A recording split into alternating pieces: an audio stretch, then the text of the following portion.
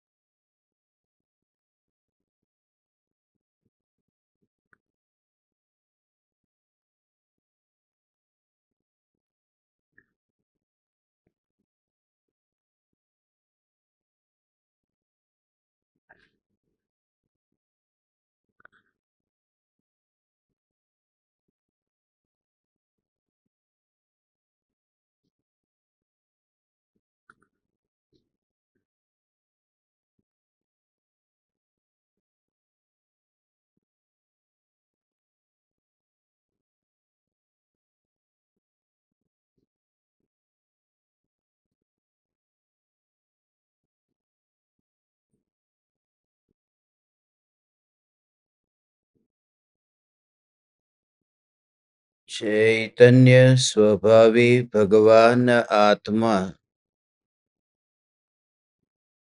स्वयं ही चैतन्य समय सार है।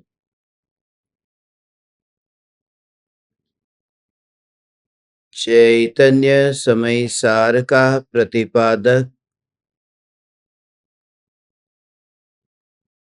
ग्रंथाधिराज समय सार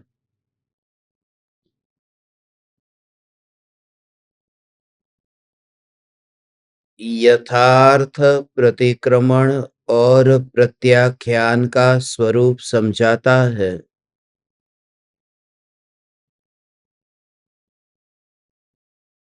जिस भगवान आत्मा ने अनादि काल से आज तक पुण्य और पाप करने की बात तो दूर, पुण्य और पाप के विकल्प भी नहीं किए, यहाँ तक कि पुण्य और पाप के विकल्प भी जिस ज्ञान की अवस्था में झलकते हैं, उस झलक से भी न्यारा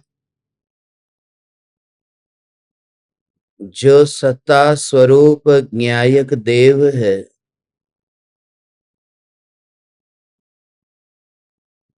जो न तो विकल्प में जाता है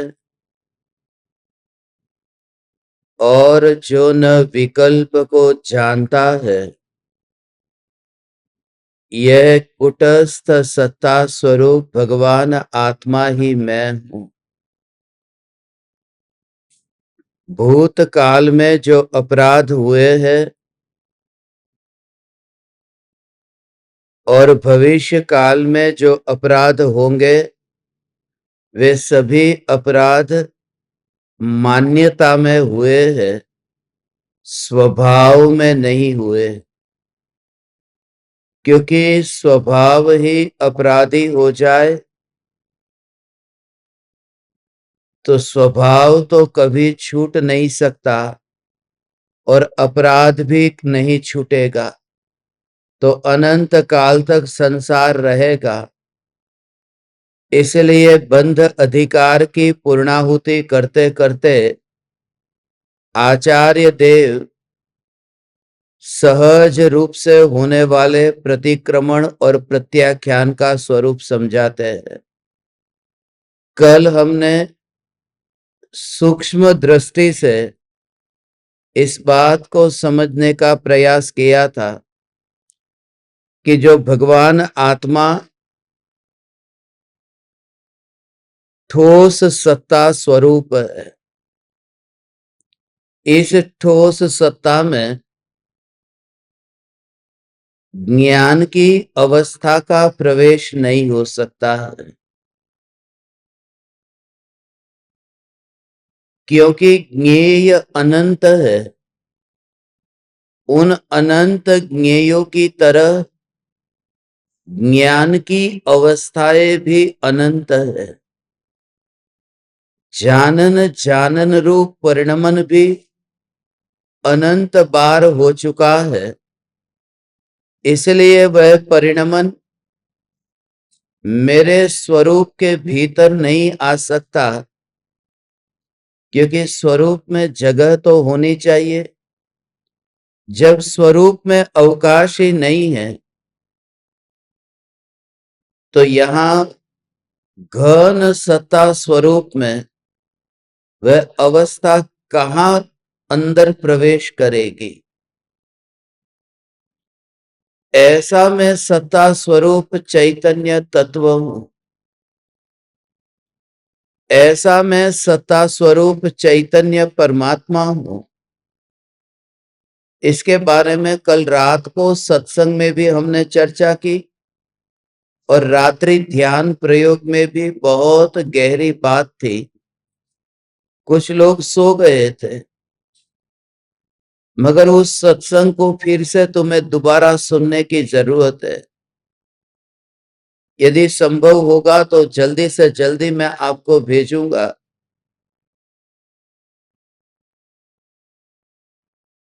ठोस पने में,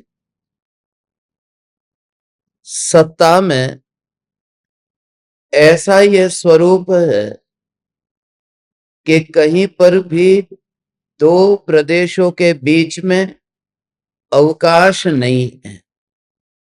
अवकाश नहीं होने से परिणाम को प्रवेश करने के लिए भी जगह तो होनी चाहिए। और इसलिए जो परिणाम परिणाम के रूप में पलटते रहते हैं, परिणाम परिणाम बाहर में ही बाहर में पलटते रहते हैं। उत्पाद व्यय उसका बाहर में ही होता रहता है। और जिसके स्वभाव में ही उत्पाद व्यय नहीं है, जिसके स्वभाव में ही उत्पाद व्यय नहीं है, तो वहां उत्पाद और व्यय का प्रवेश कैसे होगा। ऐसा अपने को घन स्वरूप ठोस स्वरूप देखने पर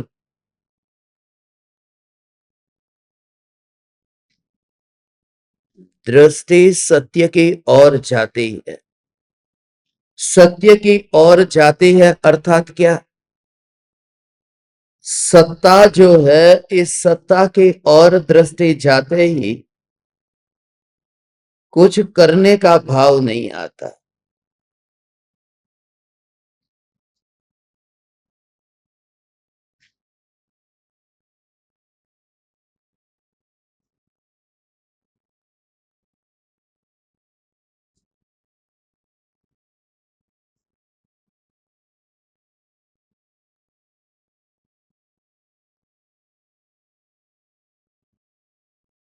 ऐसा सत्ता स्वरूप, ऐसा सत्ता स्वरूप में चैतन्य परमात्मा, ये ठोस सत्ता का भाव क्या है? दीवार, उस दीवार में हम खूंटी टांगते हैं। ड्रिलिंग करते हैं कि वहां पर कुछ कील अंदर जा सकती है, उस दीवार पर कुछ लटकाया जा सकता है, कपड़े लटकाए जा सकते हैं, थैली लटकाई जा सकती है। वहां संभावना है कि कील को वहां पर अवकाश है और उसके लिए वहां खूंटी पर कुछ न कुछ टंगा जा सकता है। मगर जब अपनी अखंड सत्ता का विचार करो तो इस अखंड सत्ता में अवकाश नहीं हो सकता और इस अखंड सत्ता पर कुछ टांगा नहीं जा सकता। तो ये जो देह के अनंत परमाणु है, ये अनंत परमाणु स्वयं की ठोस सत्ता पर टंगे हुए तुम्हें दिखते ही नहीं है। जैसे वज्र की दीवार हो और वहां कोई संभावना नहीं थी, जैसे पहाड़ हो, वहां पर खूंटी टंगी नहीं थी और पहाड़ के नीचे तलेटी पर तुमने वस्त्र की दुकानें देखी। समेत शिखर में ऐसा हुआ, बहुत से लोग समेत शिखर जाकर वहां से भी कुछ न कुछ भेंट खरीद कर लाए थे अपने परिवारजनों को देने के लिए। और उस समय मुझे ये विचार आया था, जब हम समेत शिखर गए, उस पहाड़ को देखो और नीचे जो सूती कपड़ा है जो दुकानों पर बिक रहा है, वहां लोग कपड़े खरीद रहे हैं, मगर पहाड़ के ऊपर वहां कोई दुकान नहीं थी, पहाड़ के ऊपर वहां कोई हैंगर नहीं था, पहाड़ के ऊपर वहां कुछ लटकाने जैसा नहीं था। और उस समय मुझे ये विचार आया और वह बात जो अधूरी थी वह आज पूरी होगी कि उस समय जैसे समेत शिखर के पर्वत पर वस्त्र टंगे नहीं है, खूंटी टंगी नहीं है, ऐसे ही ये चैतन्य भी वास्तव में शाश्वत तीर्थ है। और यही एकमात्र तीर्थ है, वह तो बोलने की बात है, वह तो बचपन से तुम्हारे दिमाग में जो संस्कार डाल दिया गया है, इस वजह से तुम बर्दाश्त नहीं कर पाते। जब मैं तुमसे यह कहूं कि शाश्वत तीर्थ धाम समेत शिखर, वह शाश्वत नहीं है। शाश्वत तो इस जगत में एक ही तीर्थ है और वह न्यायक ठोस सत्ता है और उस पर वहां वस्त्र टंगा नहीं जा सकता। सब बाहर ही बाहर, खरीदने का और बेचने का सब बाहर ही हो रहा है। दुकान में नए वस्त्र आए और तुम ग्राहक बनकर के गए और वस्त्र को लेकर के चले गए। तुम ग्राहक होकर के आए थे, वास्तव में तुम ग्राहक नहीं, वास्तव में तुम आए थे, वहां पर नदी बनकर के आए थे। वो नदी की तरह ऐसा दिखे, तुम्हारी बैग वह बैग नहीं दिखती, तुम्हारी बैग में वह दिखता है कि वह कुंभ दिखता है। कोई व्यक्ति मर जाता है तो मरने के बाद में उसके वस्त्र को, उस शरीर को कुंभ में, घड़े में भर करके गंगा की ओर लेकर जाते हैं। मुर्दे की राख को जैसे गंगा की ओर लेकर जाते हैं, ये राख भी तो वस्त्र है, वह वस्त्र भी तो राख है। तुम्हारा सूटकेस, वह सूटकेस क्या था? वह एक प्रकार का कुंभ था। तुमने वहां से जो वस्त्र खरीदे थे, वो वस्त्र तुमने उस घड़े के अंदर डाल दिए, वो वस्त्र घड़े में डाल दिए, वो वस्त्र है। मगर वो पर्वत है, उस पर्वत ने वो वस्त्र को ओढ़ा ही नहीं था, वो पर्वत पर वो वस्त्र पहुंचा ही नहीं था, वो सिर्फ तलेटी पर रह गया था। ऐसे ही जब तुम्हारे भीतर में ये विचार चले कि मैं चैतन्य परमात्मा, मैं ध्रुव ज्ञायक, मैं ध्रुव ज्ञायक, ऐसा जब विचार चले तो उस विचार के काल में यह जागृति, जब ये तत्व विचार चले तब यह जागृति कि ये देह का जो वस्त्र है, ये वस्त्र कभी न्यायक ने ओढ़ा नहीं है। और फिर धीरे धीरे अंदर में आना, फिर अंतर में आना। वास्तव में लोग घर छोड़कर के अपरिग्रही होने की बात करते हैं, घर छोड़कर के अपरिग्रही होने की बात, मगर वास्तव में अंतर के ज्ञानी की दशा जो होती है वह घर छोड़कर के अपरिग्रही नहीं। सम्यक दृष्टि ज्ञानी धर्मात्मा अंतर में यह मानता है कि जो मेरा नहीं है उसे ग्रहण करने की चेष्टा, ये तो परिग्रह है, और मेरा नहीं है उसे ग्रहण करने की चेष्टा, ये परिग्रह है।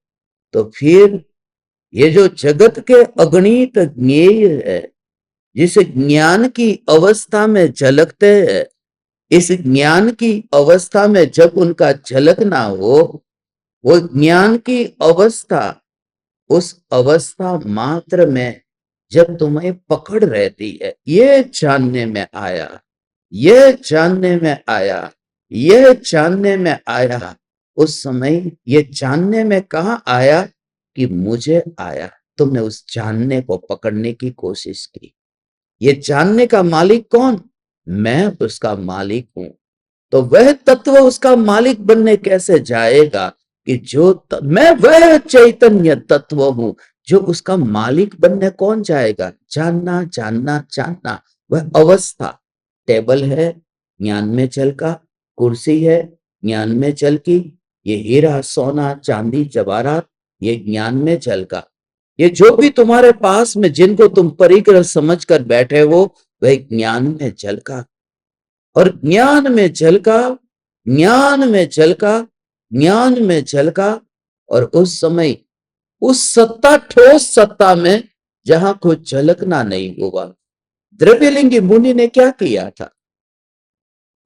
सब कुछ तो छोड़ दिया था, रस छोड़कर के जंगल में चला गया था, मगर जंगल में जाने के बाद में भी वह पदार्थ ज्ञान में झलकते थे, मगर वे पदार्थ मेरे थे ही नहीं। जल के तो जल के, वे पदार्थ मेरे थे भी नहीं, वह जल के तो जल के। इस प्रकार का विचार भी चला, क्योंकि जो 11 अंक 9 पूर्व का ज्ञान प्राप्त करे उसके भीतर में इतना विचार न चले। विचार तो चला, मगर फिर वो कहां जाकर के अटका? जब प्रायोग्य तक पहुंचा था और करण तक नहीं पहुंचा था, तो उसका भाव क्या था? करण में वही पहुंचता है जिसका रस करण में नहीं होता। करण में रस हो तो करण तक न पहुंचे। तीर्थंकर प्रकृति में रस हो वह तीर्थंकर नहीं होता।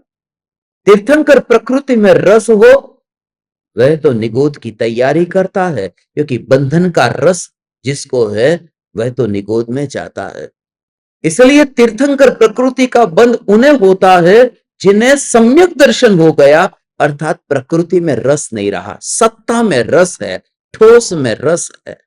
ऐसे ही द्रव्यलिंगी मुनि, ऐसे ही प्रायोग्य लब्धि तक पहुंचने वाला वह मिथ्या दृष्टि, वह रस कहां लिया? करण में रस लिया तो करण में नहीं पहुंचा।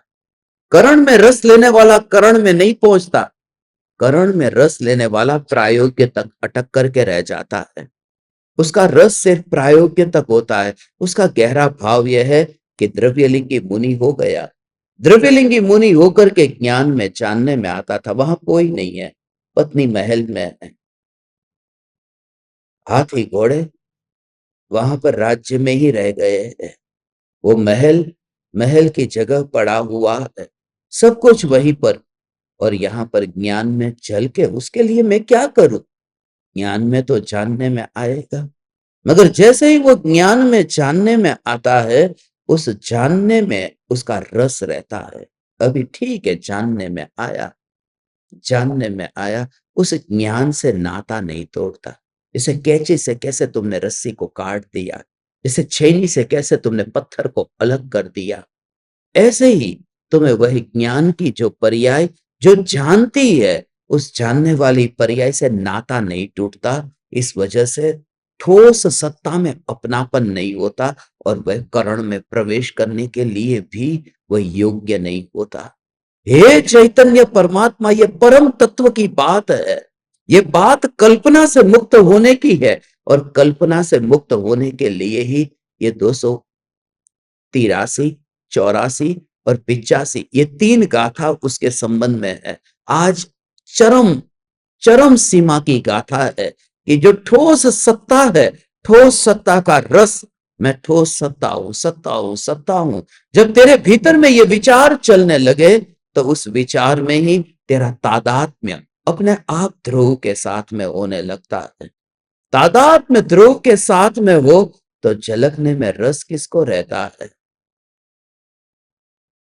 सत्ता मात्र में, सत्ता मात्र में, सत्ता मात्र में।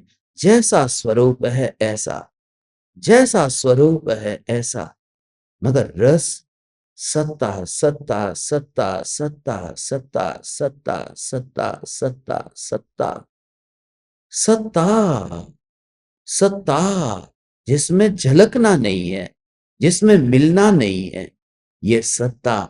झलकने का जो कार्य होता है वह झलकने का कार्य पर्याय में हुआ, और ध्रुव सत्ता में कुछ भी नहीं हुआ, और वह ध्रुव सत्ता अव्यक्त रही। अव्यक्त रहे तो रहे, अव्यक्त रही सो भले रही।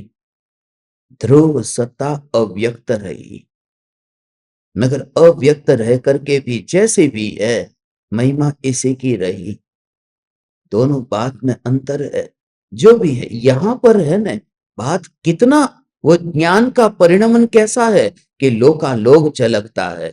बात ये नहीं है कि लोकालोक झलकता है, बात यह है कि वह अभेद है या भेद रूप है, वह यहां है या वह वहां है, वह द्रव्य में सर्वांग है या पर्याय के प्रदेशों पर है। बात यह है, सुंदर वस्तु, सुंदर से सुंदर गोरी लड़की सामने है, मेरी आंखों के सामने गोरी लड़की है, मगर वो गोरी लड़की आंखों के सामने होने पर भी वह सुंदर कौन है? वह सुंदर वह गोरी लड़की है या मेरी काली आंखें है? और यदि चोट लगे, घायल हो, वह गोरी लड़की घायल हो तो मुझे कुछ फर्क नहीं पड़ता, मेरी काली आंख पर कुछ चोट नहीं लगनी चाहिए। काली है तो भी चलेगा क्योंकि अभेद है, उसमें मेरा अपनापन है। वहां कुछ भी नहीं है, सौंदर्य कुछ भी नहीं है, व्यक्तता कुछ भी नहीं है, मैं उसे देख भी नहीं पा रहा हूं कि ये आंख कैसी है। और सुंदर लड़की को तो देख पा रहा हूं, वो पर्याय वेदन में आती है, वह पर्याय अनुभव में आती है। अनुभव में आती हुई पर्याय होने पर भी उसी की महिमा है जो अनुभव में नहीं आया, जिसको मैंने व्यक्त रूप में न देखा, फिर भी अभेद हूं क्योंकि यहीं पर ही मैं हूं। ऐसा ध्रुव का जो यहीं पर ही मैं हूं, वो आंख यहां है, यहां और वहां की बात है। सौंदर्य वहां है, सत्ता यहां है, और दोनों के बीच में ये फासला है। वह व्यक्त हो रही है, ये अव्यक्त है। मैंने हजारों स्त्रियों को देखा मगर अपनी आंखों को ही नहीं देखा, मगर उन हजारों स्त्रियों का स्मशान में जाकर के जलना हो जाए तो मुझे फर्क नहीं पड़ता, मेरी आंख न जल जाए।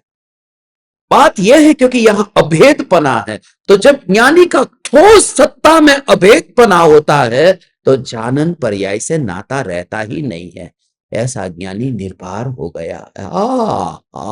आ वह निर्भर का भाव, वह जानन जानन जानन सब कुछ जो हो रहा है वह हो रहा, क्योंकि उसकी राख हो गई। वो सौंदर्य था, मैं मना कहां करता हूं, वो सौंदर्य था मगर वह राख हो गई। मैं कहां मना करता हूं कि वह केवल ज्ञान लोकालोक को नहीं जानता, मगर वह तो एक समय में मर जाता है, इसलिए मेरी रुचि उसमें नहीं है। तो फासला हो गया। केवल ज्ञान, केवल ज्ञान, केवल ज्ञान। और वो सुंदर स्त्री वो जल गई, मर करके जली तो घड़े में राख तो है न, कुछ निशानी तो छूट गई न। केवल ज्ञान की पर्याय जो मर जाती है उसकी कोई निशानी भी नहीं छूटती, गई सो गई। यहां तो मूर्ति की राख भी रहती है, इसलिए ये केवल ज्ञान की पर्याय तो मूर्ति जितनी भी निशानी नहीं छोड़ती, उसमें मेरा अपनापन कैसे हो? मैं ठोस सत्ता हूं, मैं ठोस सत्ता हूं। ऐसा जब अपनापन होता है वह जीव सम्यक दृष्टि होता है। ये ठोस सत्ता मैं हूं, ऐसा अब जब ठोस सत्ता मैं हूं और झलकना मुझ में नहीं, तो अपनापन उसमें न रहा, तो मैंने पूर्व में पाप किया था और पुण्य किया था, वह बात दो कौड़ी की हो गई, क्योंकि कल्पना से वह मुक्त हुआ। ये जो बात है गाथा आज पढ़ो, मैं तुम्हें जहां ले जाता हूं, तुम आना, तुम आना। ओ माय गॉड, ये तुम उस स्थिति को समझ पाओ, यदि तुम उस ध्रुव ध्रुव ध्रुव, ये सत्ता जिसमें ठोस का भाव ग्रहण करना पूरी तरह से, लकड़ी होगी तो कील चली जाएगी, लोहा होगा तो भी ड्रिलिंग करने से कुछ जाएगा, मगर वज्र, वज्र का भी क्या ठिकाना, वज्र का भी क्या ठिकाना, क्योंकि तीर्थंकर का शरीर तो वज्र का ही तो था, मगर उसका भी क्या ठिकाना, बिखर गया। मैं ऐसी ठोस सत्ता हूं जो अनंत काल से नहीं बिखरी, वह हूं। ऐसा पुरुषार्थ जब ध्यान से पूर्व होता है तो जीव सम्यक दृष्टि हो जाता है। आ, आ, आ, आ, आ, आ,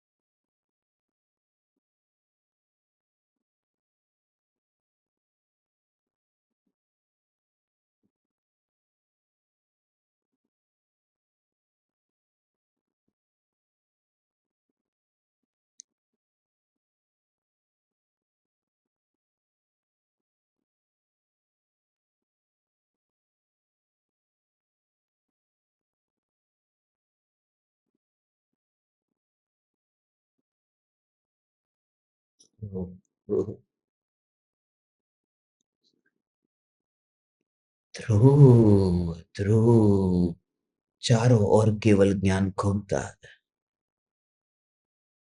केवल ज्ञान चारों ओर चक्कर लगाता है,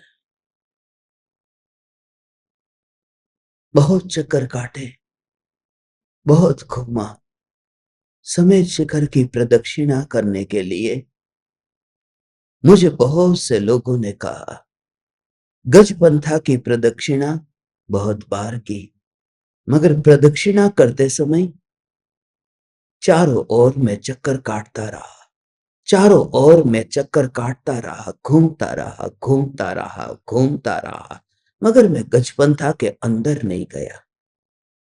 मेरी यात्रा तो पूरी हो गई, 45 मिनट में तो पूरी गजपंथा की प्रदक्षिणा हो गई, पूरी यात्रा हो गई, मगर पहाड़ के अंदर कहां गया, खोद करके कहां अंदर जाता, कितना अंदर जाता, चला, मेरे पैर पहाड़ के ऊपर ऊपर थे, अंदर अंदर अंदर अंदर नहीं गए। कैसे, वो ठोस है, तो केवल ज्ञान की पर्याय वह चक्कर काटती रहती है, चक्कर काटती रहती है, मगर वह ठोस सत्ता में अंदर नहीं आ पाती। यह ठोस सत्ता मैं अब तो इस देश का वासी कहा, ये सब भूसा उतर जाता है, क्योंकि प्रतिक्रमण और प्रत्याख्यान ये सब काल्पनिक है, सत्य कुछ भी नहीं है। मगर ये कल्पना की जरूरत क्यों पड़ी, क्योंकि कल्पना पहले हो चुकी थी, इसलिए कल्पना की जरूरत पड़ी। उसके गहरे राज अब तुम सुनो। क्यों ये प्रतिक्रमण और प्रत्याख्यान, ये पाप जब किए ही नहीं तो पाप का प्रतिक्रमण क्यों, पाप जब करूंगा नहीं तो पाप का पचकान क्यों, ये जहर को जहर से उतारने के लिए, ये कांटे को कांटे से निकालने के लिए, ये झूठ से और एक झूठ हुआ, और उसका कारण थोड़ा गहरा है, समझ में आ जाएगा। तुम इस सत्संग सभागृह से बाहर जाओ, उससे पहले तुम पूरी तरह से just feel it what I से, तुम मेरे हृदय तक आओ, मेरे हृदय तक आओ, मगर खाली हाथ आना, खंजर लेकर मत आना, तब तुम समझ पाओगे। अपने हथियार लेकर मत आना। और हथियार माने तुम्हारी कुल परंपरा जो तुमने बाप दादों से सीखी है, वो खंजर है। तुम यहां आकर खंजर चुभाते हो, तुम खंजर चुभाते हो। तुम आकर के कोरे होकर के आओ, गुरजीत की तरह आओ, जो गुरजीत के पास में बस पीढ़ी ऑस्पेंस की जैसे गया था, ऐसे तुम उनके पास में जाओ, ऐसे ही तुम उनके पास पूरी तरह से बस ऐसा हो करके, हे परम कृपालु देव, सब कुछ बाहर छूट गया। हे गुरुदेव, सब कुछ बाहर छूट गया। तब जाकर के ही तो, तब जाकर के, वरना 21 वर्षों की दीक्षा में तकलीफ क्या थी? तकलीफ थी बाप दादे की, क्योंकि वो जो दीक्षा थी वो बाप दादे ने जन्म से स्थानकवासी थे, तो बाप दादे की वो परंपरा चलती रही। परम कृपालु देव की परंपरा भी श्वेतांबर की चलती रही। मगर जब वह दशा आई, न मैं गच्छ में हूं न मैं पंथ में हूं, जब ये दशा आई कि यह तो अशरीरी होने का शास्त्र है, तब वो भूसा उतरा। और तुम्हारे दिमाग में से वह भूसा नहीं उतरता, उस भूसे को मैं खंजर कहता हूं। उस खंजर लेकर के गुरु के सीने में मत भोंक देना, तुम खाली हाथ आना, तो हृदय में बैठ करके उस कमल को तुम अनुभव कर सकोगे, जो उनकी श्रद्धा में खिला हुआ कमल है। उस कमल पर तुम, हे चैतन्य परमात्मा, ये कमल का आसन तुम्हारे लिए है, ये कुर्सी मैंने तुम्हारे लिए नहीं सजाई है, मेरी श्रद्धा के कमल में तुमको विराजमान करना चाहता हूं, मगर तुम अपनी कुल परंपरा का खंजर लेकर आते हो। वह खंजर, इसलिए सब कुछ तुम छोड़ करके यहां आओ, पूरी तरह से सब कुछ छोड़ करके आओ।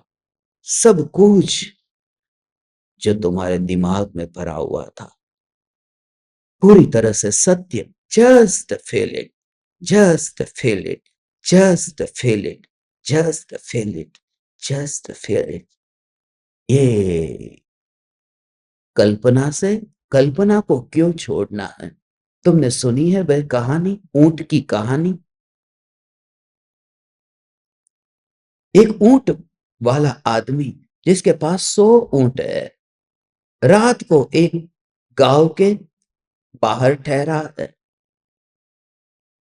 मगर एक रस्सी उसकी कम हो गई थी। रात को उसने 99 ऊंट तो बांध दिए, मगर 100वां ऊंट बांधे कैसे? रस्सी ही नहीं थी, एक रस्सी कहीं छूट गई थी। ऊंट आ गया, अब उस ऊंट को बांधे कैसे? वहां एक बंजारा था, बंजारे ने कहा, इसको बांधने का एक उपाय है, तुम चिंता मत करो। उसने उस ऊंट के मालिक को कहा, इस 100वें ऊंट के पास में जाकर के भी तुम ऐसे हाथ से इशारा करो, जैसे 99 ऊंट को तुमने बांधा, ऐसे ही इस ऊंट को भी तुम बांध दो, मगर बिना रस्सी के, ऐसे ही झूठा झूठा। और ऐसे ही जाकर के उसने बांध दिया। ऊंट पूरी रात पर बैठा रहा, वहां कोई रस्सी नहीं है, वहां कल्पना की रस्सी है, और वह ऊंट बंधा ही नहीं है, मगर बंध गया है। सुबह हुई, सब ऊंट को और इसके मालिक को जाने का समय हुआ। उसने 99 ऊंट को छोड़ दिया और सब ऊंट चले गए। आगे जाते जाते उसने देखा कि एक ऊंट उठा क्यों नहीं, बंधा तो बिल्कुल नहीं है। उसे लगा बंजारे ने कोई जादू किया, कोई टोना किया, उसको बांध दिया है। उसने बंजारे को पूछा कि तुमने क्या किया मेरे ऊंट को, ये उठ क्यों नहीं रहा? सब 99 ऊंट चले। उसने कहा, इस ऊंट को तुम्हें खोलना होगा। बोले बंधा ही नहीं तो खोलू कैसे? बोले कल रात को तुमने बांधा था ने? कि हाँ, कल रात को बांधा था। वो कल्पना में बांधा था, झूठा बांधा था। बोले झूठा बांधा था ने, तो तुम उस झूठ को भी इस झूठ से ही खोल करके उस ऊंट को खोलना पड़ेगा। कल बांधा था वह भी झूठा। उसके पास गया और नकली ऐसा इशारा किया, और ऊंट फिर उठ गया और चलने लगा। ऊंट बंधन से मुक्त हो गया। बंधन से मुक्त नहीं हुआ, कल्पना से बंधा था और कल्पना से ही उसे छुड़ाया। ऐसी ही हालत अज्ञानी की है। कोई प्रतिक्रमण प्रत्याख्यान जैसा होता ही नहीं है, ये सब कल्पना है। मगर कल्पना थी पहले से, इसलिए कल्पना से कल्पना को फिर छुड़ाया गया कि अब तो चल।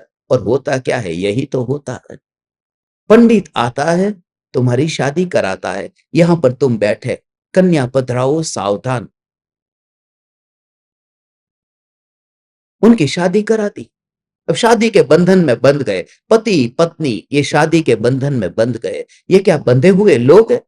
कहां बंधे हैं? कल्पना में बंध गए, 7 फेरे घूम लिए और बंध गए। ये बंधे हैं, बंधे हैं, बंधे बंधे ही नहीं है। पत्नी के साथ में कहां बंधे? बंधे ही नहीं है, बंधे ही नहीं है। तो उस बंधन से छूटने के लिए अब क्या करें? अब कोई साधु महाराज तुम्हारे गांव में आ गए, उन्होंने कहा कि बस बहुत हो गया, अब तुम्हें दीक्षा लेनी है। तो क्या करना है? मैं थोड़े मंत्रोच्चार करता हूं, ये करता हूं। एक बार पंडित ने मंत्रोच्चार करके बंधन कराया था, और ये मुनि महाराज आकर के मंत्रोच्चार करके तुम्हारा बंधन छुड़ाते हैं। वास्तव में वो बंधन नहीं छुड़ाते, बंधन हुआ ही नहीं था, मगर झूठ से झूठ को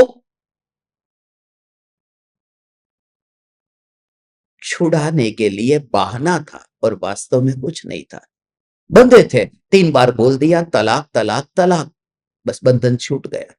पहले जो बोला था कि मैं तुम्हारा तुम मेरी, वह भी झूठा था। तब भी तुम अलग थे, जब तुमने शादी की तब भी तुम अलग थे, और जब तुम्हें बोला जा रहा है कि मंत्रोच्चार से तलाक तलाक तलाक, तब भी तुम छूटे हो। पहले और बाद में कुछ अंतर ही नहीं था, सिर्फ कल्पना ही कल्पना है। और कहते हैं कि पत्नी को छोड़ दिया।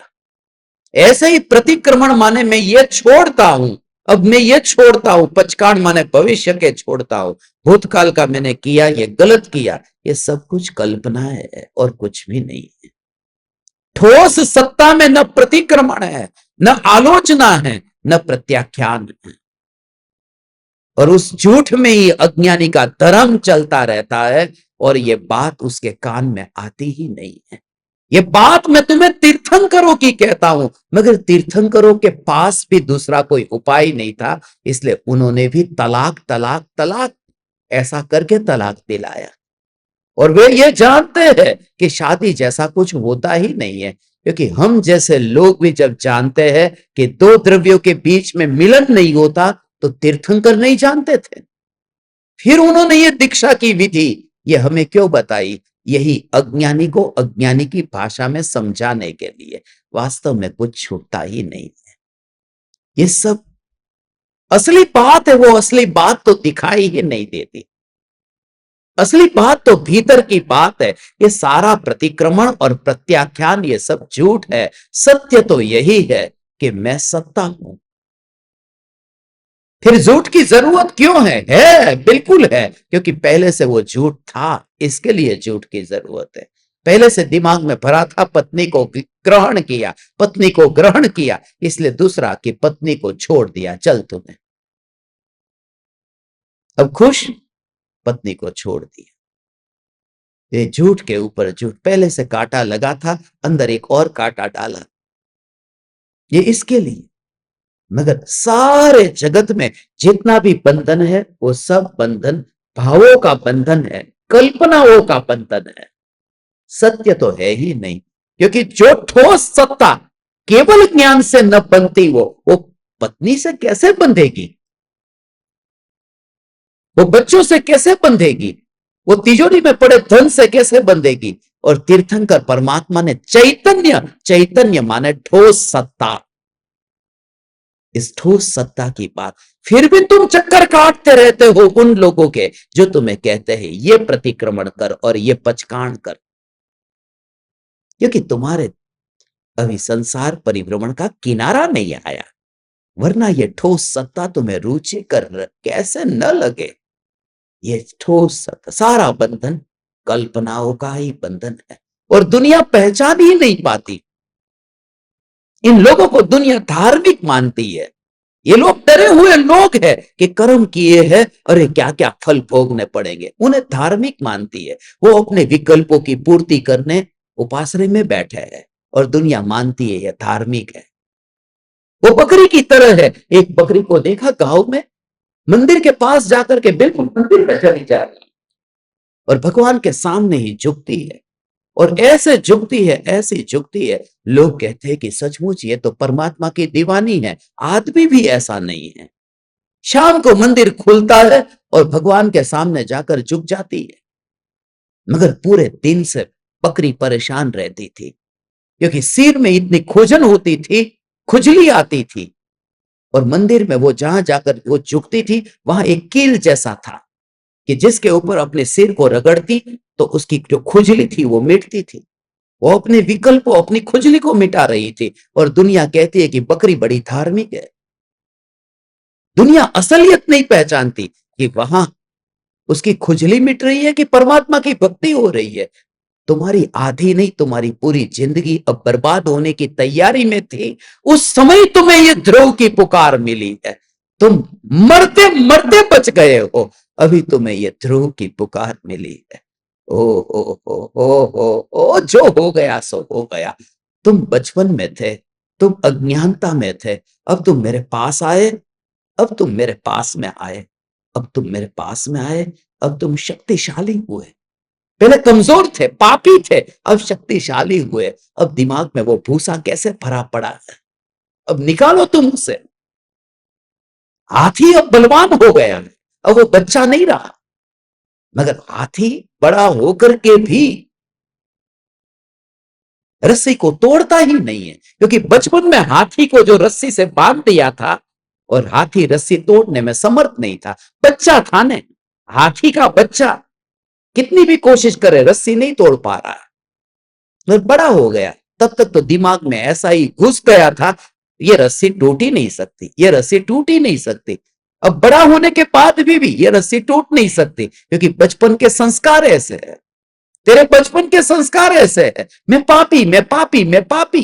अब तू बड़ा हो गया, बड़ा हो गया कैसे बड़ा हो गया कि ठोस की बात जिसे मिली वो बड़ा हो गया, और क्रियाकांड मिले वो बच्चे हैं। तुझे ठोस सत्ता की बात तेरे कान में पड़ी, अब ये रस्सी तू तोड़ सकता है, मगर तू अभी बाहर निकलने को तैयार नहीं। तेरे लिए पूरी तरह से मुक्ति का मार्ग खोल करके रखा, मगर उसके संस्कार इतने दिमाग में भरे हुए हैं। दिमाग छोटा है, मगर 3 लोक में परिभ्रमण हो गया इस कल्पना से। छोटे दिमाग से विराट संसार खड़ा हो गया और कहते हैं कि तू निकल, तू निकल, तू निकल, मगर तू निकलता ही नहीं है, क्योंकि बंधन का भी रस आ गया। क्योंकि जन्म से जो संस्कार बन जाता है ना, फिर कोई निकालने वाला भी मिले ने, निकलने का मन नहीं करता। मैंने बहुत से पक्षियों को देखा है जो पिंजरे में बंद थे बरसों तक। कितने कितने अफ्रीका के देशों में ऐसे ऐसे पिंजरे में बंधे हुए पक्षी को एक बार मुझसे नहीं रहा गया था। मुझे देश तो अभी याद नहीं आ रहा, शायद सूरीनाम था।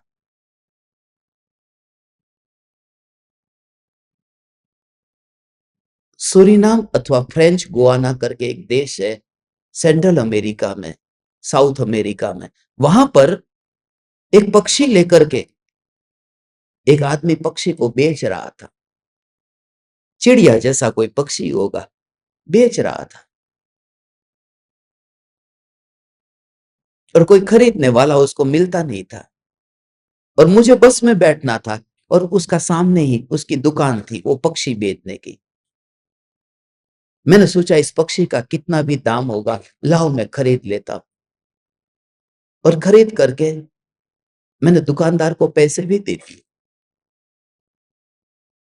उसको कहा लाओ, वो तो पिंजरे के साथ में बेच रहा था, क्योंकि जो भी खरीद कर लेके जाएगा घर में रखेगा कि ये पक्षी है, उसमें दाना वगैरह डालेगा। मगर मजे की बात यह थी कि जैसे ही मैंने पिंजरा खोला, वो पक्षी वहां से हिलता ही नहीं है, क्योंकि पता नहीं कितने दिनों दिनों से वह बंधा होगा और संस्कार इतने हो गए, वो कल्पना में सोच भी नहीं सकता कि ये दरवाजा खुला है, अभी अभी उड़ने के लिए पूरी संभावना है। तुम ऐसे ही बचपन की संभावना, वो जो दिमाग में भरा हुआ भूसा था, उसको छोड़ने को तैयार ही नहीं हो, इसलिए तुम थोड़े दिन के ही मेहमान बन के रहते हो। फिर मैं तो वहां से चला गया, बहुत कोशिश की, पैसे दे दिए, मैं छोड़ के चला गया, कितना भी उसको कहा, निकला ही नहीं। फिर वो व्यापारी ने पिंजरा बंद कर दिया होगा, मेरी आंखों के सामने तो नहीं किया। मेरी बस जब चली गई, आखिरी में जाते जाते भी मैंने देखा, वो बाहर निकला ही नहीं। जब तक वह पक्षी मेरी आंखों से ओझल नहीं हो गया, तब तक मैं देखता ही रहा, देखता रहा, काश उड़ जाए। कहीं तुम्हारी हालत ऐसी न हो जाए। पर्युषण जैसे पवित्र पवित्र पर्व में आज तक बरसों से तुम्हारे लिए पिंजरा खोल के रखा, मगर तुम पिंजरे में ही बैठे रहे। प्रतिक्रमण पिंजरा है, आलोचना पिंजरा है, और प्रत्याख्यान ये पिंजरा है। मुक्ति तो एक ही है, ठोस सत्ता, इसके अलावा कोई मुक्ति नहीं। देखो, ये 285 गाथा आज पूर्ण 3 गाथाओं का, ये जो त्रिपुटी है 3 की, अंत में क्या कहते हैं?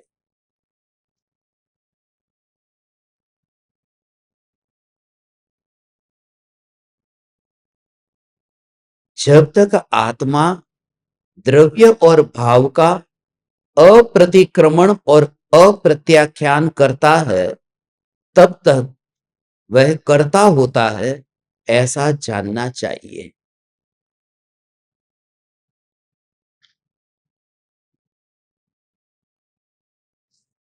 तब तक कर्ता होता है। देखो,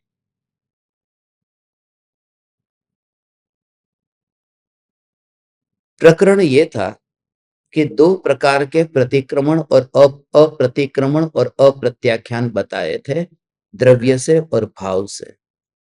और वो बात ऐसी थी कि द्रव्य के निमित्त से, द्रव्य अप्रतिक्रमण के निमित्त से भाव प्रतिक्रमण होता है, भाव प्रतिक्रमण होता है। तो वो द्रव्य अप्रतिक्रमण और भाव अप्रतिक्रमण, ये उनके बीच में निमित्त नैमित्तिक संबंध होने से भगवान आत्मा उसमें बीच में कहीं नहीं जाता, इसलिए वह अकर्ता है। मगर उनकी क्रिया में अपने को जाता हुआ देखना, उनके स्वतंत्र स्वभाव को न देखना, कि कोई भी वस्तु की वजह से मुझे राग द्वेष नहीं हुए थे। भूतकाल में जो किसी ने गाली दी और चाटा मारा, वो उसने गाली दी हो इसलिए मैंने चाटा नहीं मारा, उसका लक्ष्य जब मैंने किया था तब, इसलिए निमित्त सिर्फ निमित्त की वजह से दोष रोग नहीं है, उसका लक्ष्य करने से वस्तु तो हो ही नहीं, मगर उसका लक्ष्य यदि हो गया तो लक्ष्य की वजह से वहां पर कुछ है ही नहीं। लक्ष्य की वजह से फिर विकल्प होते हैं, भाव होते हैं, और दुख भी होता है, सब में ऐसा हो।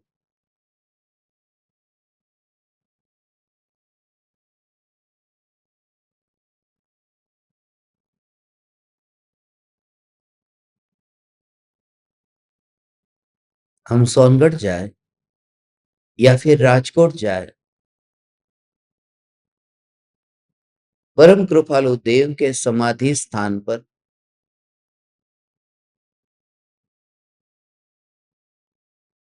हृदय पिघल जाता है, आंख में से आंसू बहते हैं।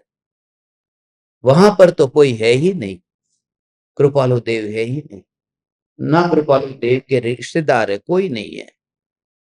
तो फिर ये भाव क्यों आते हैं? भाव इसलिए आते हैं क्योंकि कृपालु देव के कारण पहले भी भाव नहीं आते थे। कृपालु देव का लक्ष्य करने से, और वहां कृपालु देव नहीं है मगर लक्ष्य जाता है कृपालु देव। ऐसा बेटा जवान है, मर गया, उसकी अग्नि विधि, उसका जो भी संस्कार करना था कर दिया, मगर उसके कपड़े खूंटी पर टंगे हुए, उसको देख करके रोना आ रहा है। अब बेटा तो है ही नहीं, मगर बेटे का लक्ष्य है ना, इसलिए वस्तु है, यदि उससे विकार होता तो वहां तो वस्तु है ही नहीं, वहां न कृपालु देव है न बेटा है, मगर लक्ष्य होता है तो ये राग होता है। माने पर के लक्ष्य से राग होता है।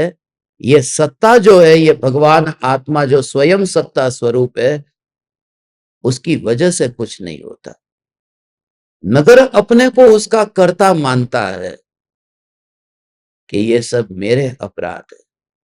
उन पर पदार्थों की वजह से, पर पदार्थों का अपने भावों का उत्पन्न होने में पर द्रव्य को कर्ता मानना, भावों की उत्पत्ति में पर द्रव्य को कर्ता मानना।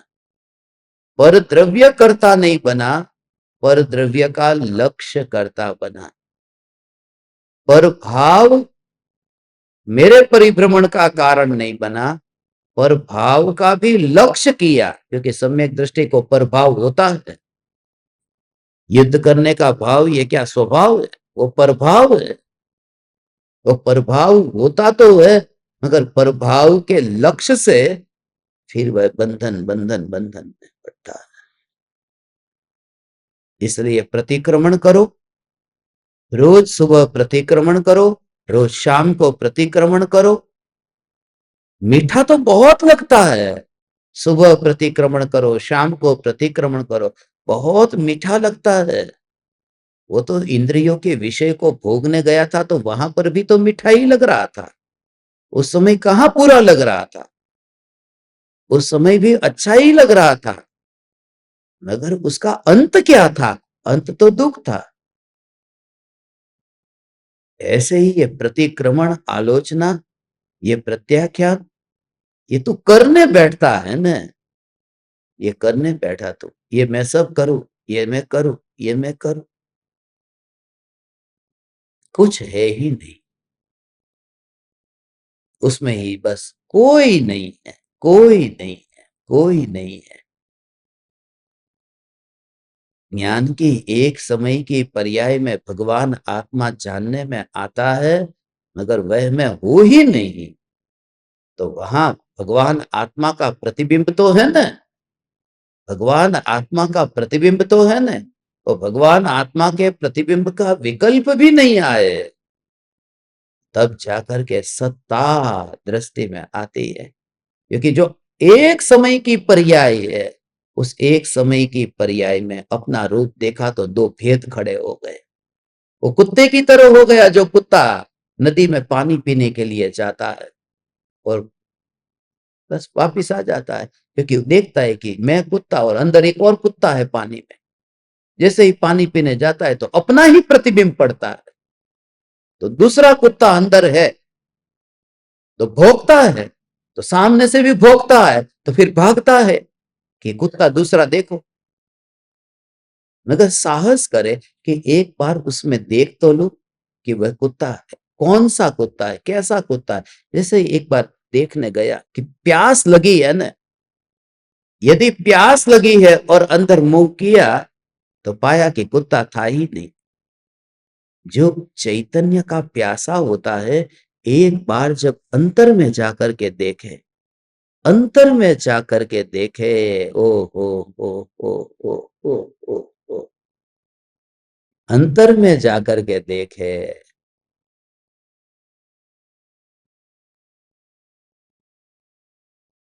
तो वहां कोई कुत्ता नहीं है, माने अंदर सत्ता है। अंतर की बात है ना, अंतर में सत्ता।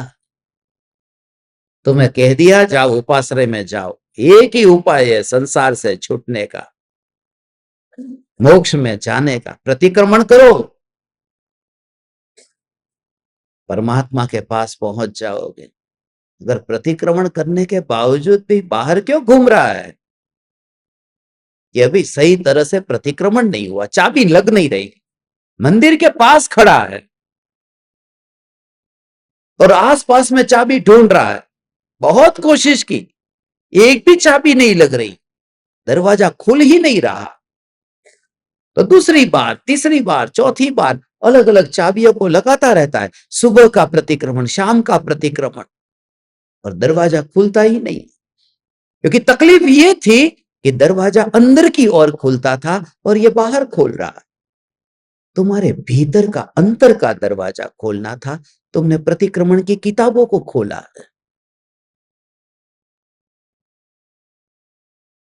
तुमने पचकाण की किताबों को खोला।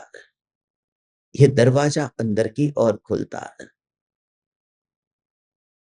रंज मात्र भी रस न रहे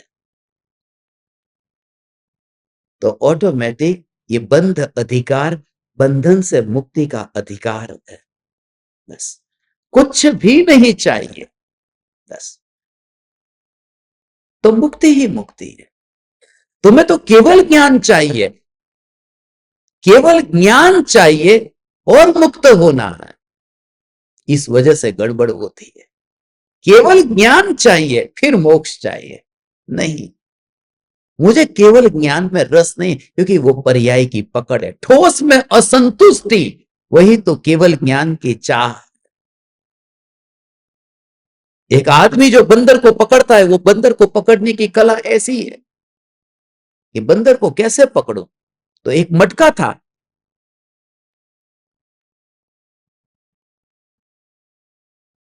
मटके के अंदर चने डाल दिए। ये बंदर है, अंदर हाथ डालेगा तो पकड़ में आ जाएगा। अब जो हाथ अंदर जा सकता है वो बाहर निकल भी सकता है ना। बंदर ने अंदर हाथ डाला और वह मालिक आया जो पकड़ने वाला। ये बंदर का हाथ बाहर निकल ही नहीं रहा। हाथ तो बाहर निकल सकता था, मगर वो चने के साथ में हाथ बाहर निकाल रहा है।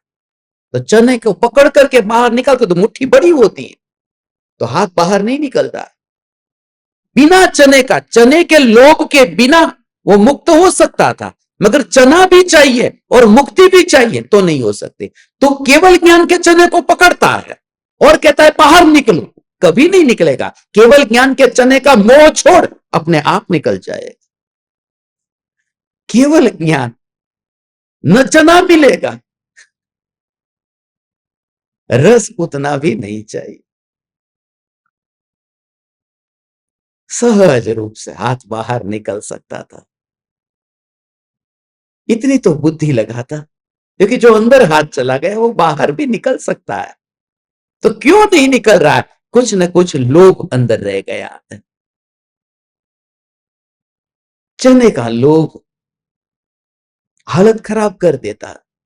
किसकी हालत खराब हुई आज? चने के लोभ में। पेट सबका ठीक है, मिर्ची ज्यादा नहीं थी, चने नहीं थे, छोले थे, वो बंदर के चने थे।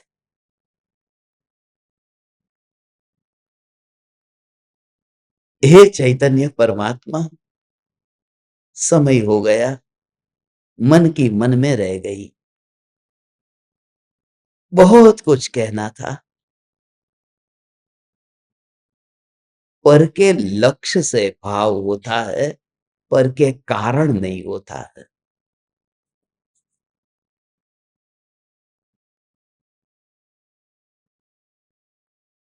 पर के कारण नहीं होता।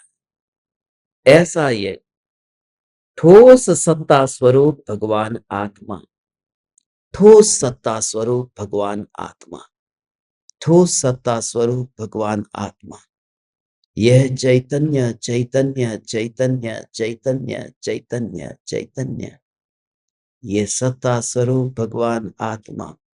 ओ हो हो हो हो।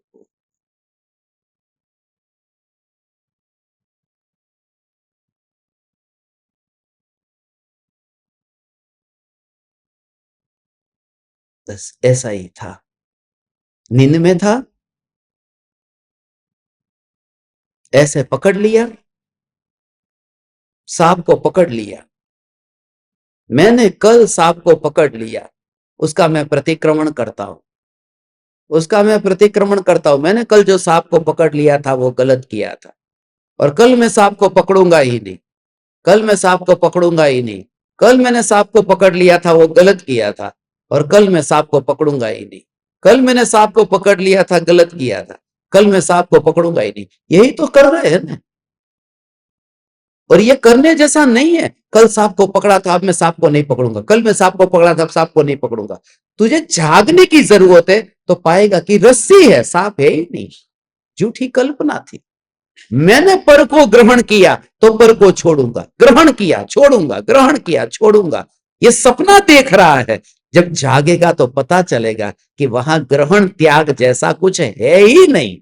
ओ ओ ओ तो फिर ये त्याग की बात क्यों बताई? वो त्याग की बात बताई है, तूने समझने में भूल की है। 34वीं गाथा पढ़ ले कि ज्ञान ही प्रत्याख्यान है। जो ज्ञान ये जान लेता है कि ठोस सत्ता में कुछ भी नहीं है बाहर का, उसी का नाम त्याग है। वो जानना त्याग है। जान लिया तो त्याग हो गया।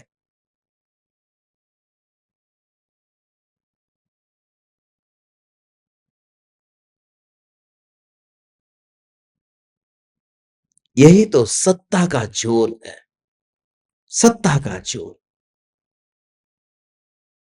समझ में आया ये? जेट लैग लग गया? हाँ, अभी तो लगेगा एक दिन के बाद में। और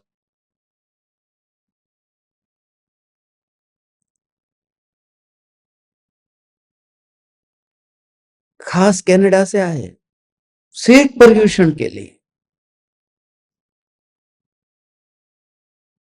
तो जीव की होनहार भवितव्यता, उनको उठा दो।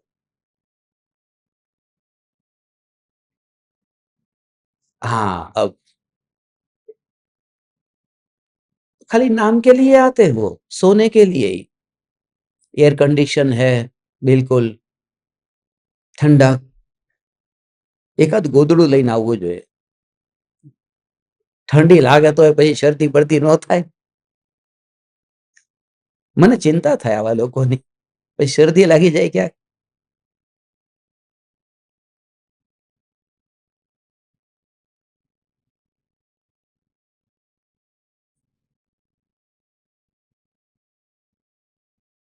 कुछ लोग ऐसे ही होते हैं कि आपका सत्संग इतना इतना अच्छा होता है,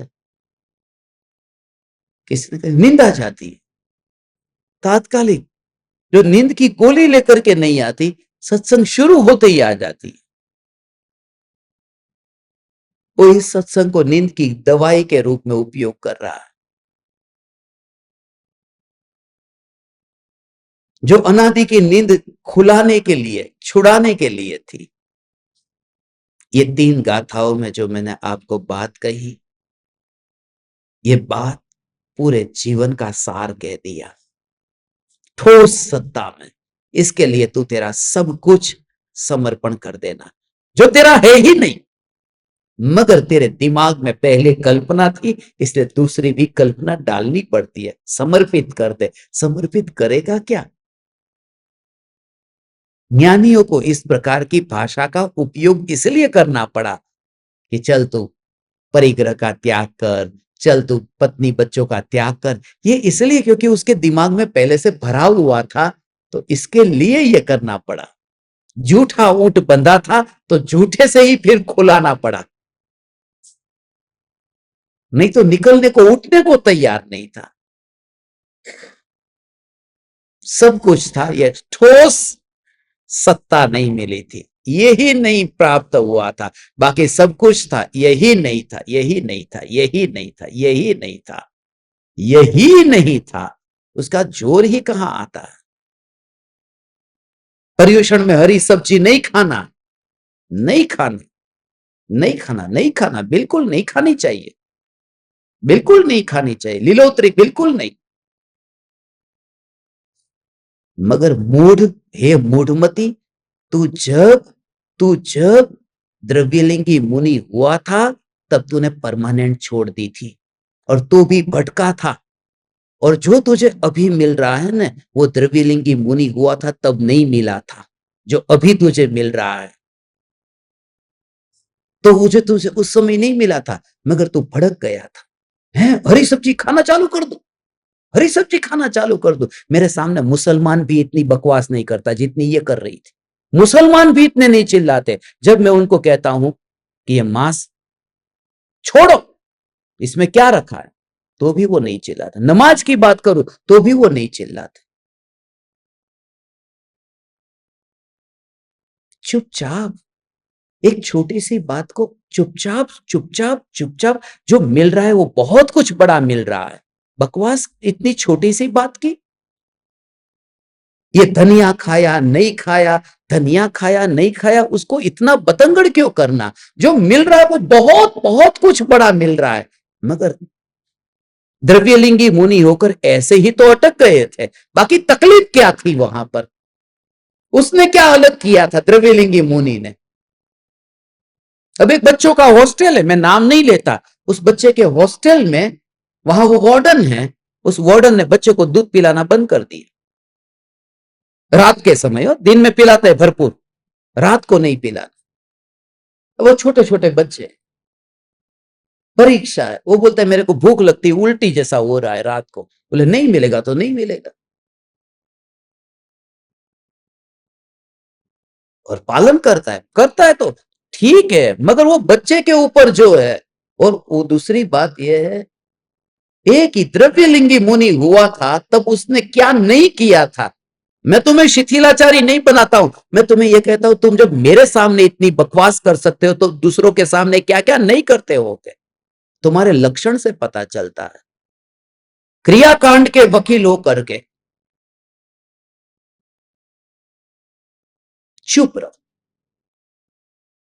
क्योंकि तुम्हें बहुत कुछ दिया है और बहुत कुछ तुम्हें मिला है, सचमुच बहुत कुछ मिला है। उसके सामने ये चीज बिल्कुल दो कौड़ी की है। क्रियाकांड क्रियाकांड क्रियाकांड क्रियाकांड क्रियाकांड, कैसे हो ही नहीं सकता। मैं कोशिश करता हूं, आज मैंने 3 प्रकार की सब्जी बनाई, एक बिना उसकी मेथी की, एक बिना मिर्ची की, तो 3 टाइप की बनाई। अब वो चौथे टाइप की बनाने कहां, एक एक करने करने में तो फिर 1.5-2 घंटे लगेंगे। इसलिए जिनको बनाना हो खुद बना ले, किचन के अंदर जाने की छूट है। मगर इन सब बातों पर ये कंट्रोल नहीं हो सकता। जो मिल रहा है उसका तू फोकस उस पर करने। अब श्वेतांबर के पर्यूषण चल रहे तो फिर किसी के लिए फिर अलग से बनाए, ठीक है। बात यह है कि तुम्हारा फोकस किसके ऊपर है, उसकी बात तुम करो ना। मैंने आप सभी को, तुम नहीं समझोगे।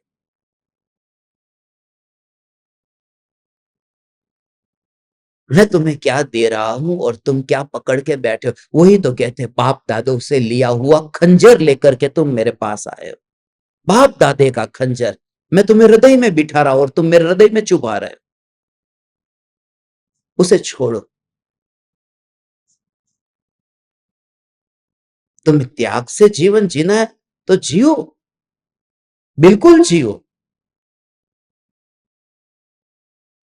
मगर मैं आम तो नहीं खाता, मैं अचार खाता हूं, आम का अचार मेरा त्याग है। मैं बटर नहीं खाता, मुंबई में बहुत से लोग ऐसे बटर नहीं खाता, और पाव भाजी में बटर इतना डलाया। तू तो बटर नहीं खाता था और गरम गरम भाजी थी। बोले कि नहीं नहीं, मेरे बटर का त्याग है, घी का त्याग नहीं है। गरम भाजी में बटर मिल गया तो घी बन गया। बोले घी की छूट है, बटर की छूट नहीं है, वो बटर ही घी बन गया है। कोई सीधा बटर थोड़ी चम्मच से खाता है, वो तो मिला के खाएगा तो घी ही बनेगा। तुम्हारी सब प्रतिज्ञा ऐसी दो कौड़ी की है, सत्य कहता हूं। और उसके सामने जो तुम्हें मिल रहा है वो अनुपम है। धन्य है गुरुदेव मुझे समझ पा रहे, कृपालु देव समझ पा रहे, इसलिए मैं धन्य हूं कि कोई ऐसा है जो मुझे हृदय से समझ सकता है। Just feel it, just feel it, just feel it.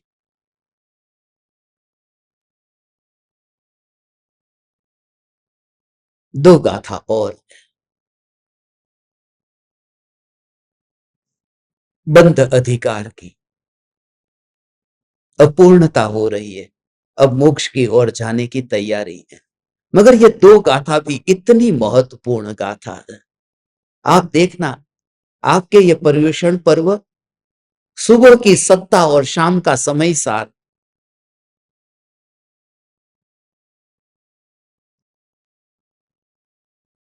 मैं पर्सनली व्यक्तिगत रूप से बताऊं ने, सचमुच 24 तीर्थंकरों के जीवन के एक चरित्र में, उसमें इतना आनंद नहीं आता था, क्योंकि वहां सत्ता की बात कम आती थी। ऋणानुबंध में बंधन की बात थी कि तेरा 100 लिया था, 100 देना है, अब उसको कैसे देना है, बस उसका चल कर, हिसाब कैसे जीरो करना। यहां तो बात ही ऐसी है, तेरी कोई कहानी ही नहीं है, कहानी ही नहीं है, तेरा कोई इतिहास ही नहीं है।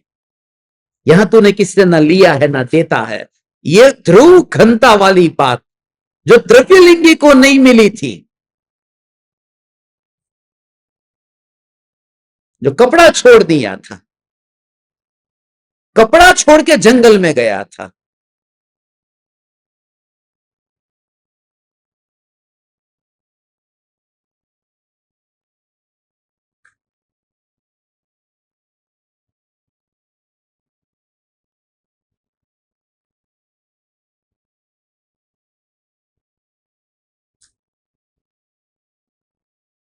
સમજાય છે માતાજી કઈ?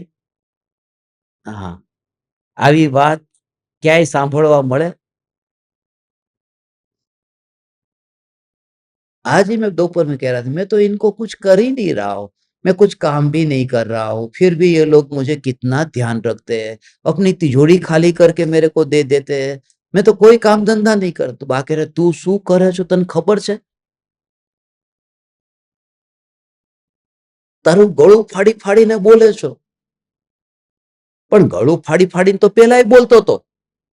પાટલી, વેલણ, ચીપિયા, તાવીથા, તવા આવી ગયા, હલો, ये गड़ू तो फाड़तो तो, कुछ भी नहीं देते थे लोग। मगर ये बात कुछ निराली है, ये बात निराली है, बात वो कुछ अलग है। ये सिर्फ गला फाड़ने की बात नहीं है, गला तो बहुत फाड़ते हैं, ये बात निराली है। आओ तुम, बहुत से ज्ञान दीपक तो आ गए। ये कहां से आए? राजस्थान से, मध्य प्रदेश से। चावरा कहाँ आता है? मध्य प्रदेश में। मुझे लगा राजस्थान में, बॉर्डर पे है। जावरा से आ गए, ये सूरत से आ गए, सब धीरे धीरे अभी। ये बहन जी अहमदाबाद से आ गए, अहमदाबाद थी आया। हाँ, ક્યાંથી આવ્યો ભાઈ તું? खोपाड़ा थी? ठीक। તમે કે कहां से आया? महुआ? महुआ? મોરારી બાપુ વાળું મहुआ? હા, એ તો મहुआ તો ખબર છે મને, તલગાજડા થી આવ્યા. મોરારી બાપુ નું તો તલગાજડા કહેવાય. બરાબર છે, સારું સારું આવ્યા, સારું સારું. ક્યારે સાંભળ્યું તું સત્સંગ આવો? ઓનલાઈન હતા, ઓનલાઈન સાંભળ્યો? બહુ સારું. શું નામ તમારું? અચ્છા અચ્છા અચ્છા, બહુ સરસ. રોકાજો, જતા નહીં. હા, પૂરી પૂરી શિબિર કરીને જવાનું છે, સમ્યક દર્શન પામીને જવાનું છે. हाँ, તમને જવા નથી દેવાના. ठीक है भगवान, अंत तो जो चले गए वो वापिस आ जाओ। तुम्हें लगता नहीं है जाने कहां गए वो दिन, उमराला में जो आनंद था।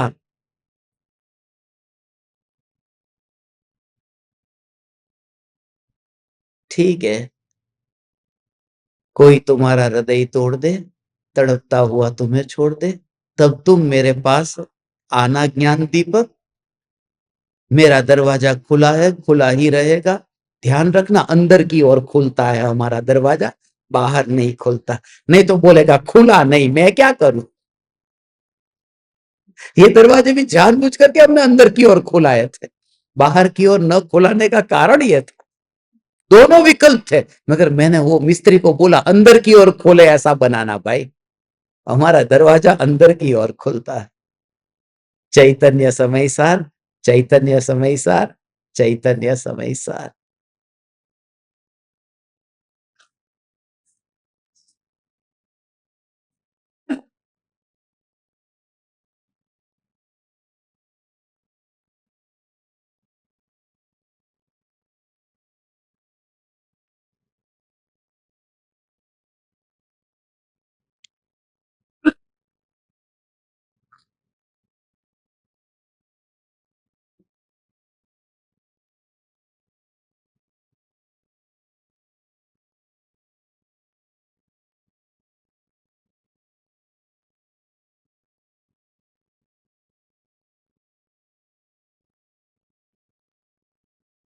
अहो अहो श्री सद्गुरु करुणा सिंधु अपार,